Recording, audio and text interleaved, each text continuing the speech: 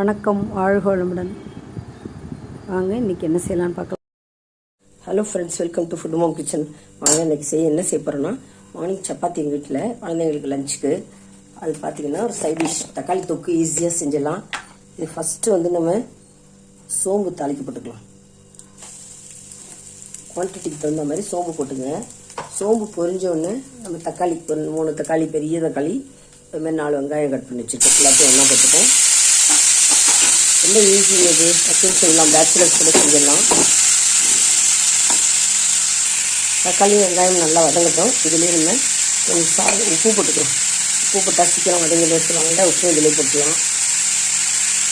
நல்லா வதங்கிடுங்க. இது ரொம்ப ஈஸிங்க, சைட் டிஷ்ஷும் நல்லாயிருக்கும், ரொம்ப ஈஸியாகிடும். இது கொஞ்சம் வதங்கட்டும். வதங்கினோன்னா ஆல் பர்பஸ் மிளகாத்தூள் போட்டு தண்ணி ஊற்றி கொதிக்க வச்சு நல்லா வெந்தி வந்தோன்னு கருவேப்பிலையோ கொத்தமல்லியோ தூவி அரைக்கிட வேண்டியதான். ரொம்ப எண்ணெயாக இருக்கும், சிம்பிள் தான், ரொம்ப நல்ல டேஸ்டியாக இருக்குங்க.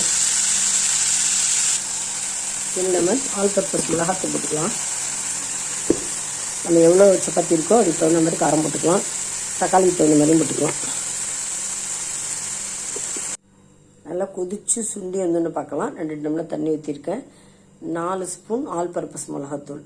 இது மீடியமான காரம் தான், அதனால் 4 ஸ்பூன் போட்டிருக்கேன். தண்ணியை 2 டம்ளர் ஊற்றி வச்சு நல்லா சுண்டி கொதித்து வந்தோன்னு பார்க்கலாம். நல்லா தக்காளி தொக்கு நல்லா கொதிக்குது பாருங்கள். நல்லா கொதித்து இன்னும் சுண்டி வரணும்.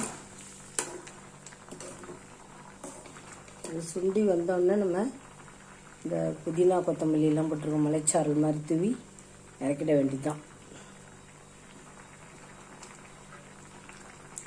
எம்மியான தக்காளி தொக்கு சூப்பராக ரெடி ஆகிடும். இன்னும் கொஞ்சம் சுண்டுட்டோம்.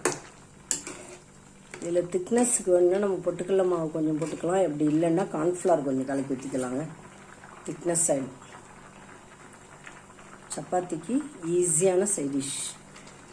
தக்காளி தொக்கு ரெடி ஆகிடுச்சுங்க. இந்த வீடியோ உங்களுக்கு யூஸ்ஃபுல்லாக இருக்கும்னு நினைக்கிறேன். ரொம்ப ஈஸி அண்ட் சிம்பிள். இந்த வீடியோ பிடிச்சிருந்துன்னா லைக் பண்ணுங்கள், கமெண்ட் பண்ணுங்கள், ஷேர் பண்ணுங்கள், மறக்காமல் சப்ஸ்கிரைப் பண்ணுங்கள். தேங்க்ஸ் ஃபார் வாட்சிங். நம்ம நெக்ஸ்ட் வீடியோவில் பார்க்கலாம். பாய். சப்பாத்திக்கு மட்டும் இல்லாமல் தோசைக்கு, பூரிக்கு, இட்லிக்கு எல்லாத்துக்கும் தொட்டு சாப்பிட்லாங்க. ரொம்ப நல்லாயிருக்கும், எல்லாத்துக்குமே ஆப்டாக இருக்கும்.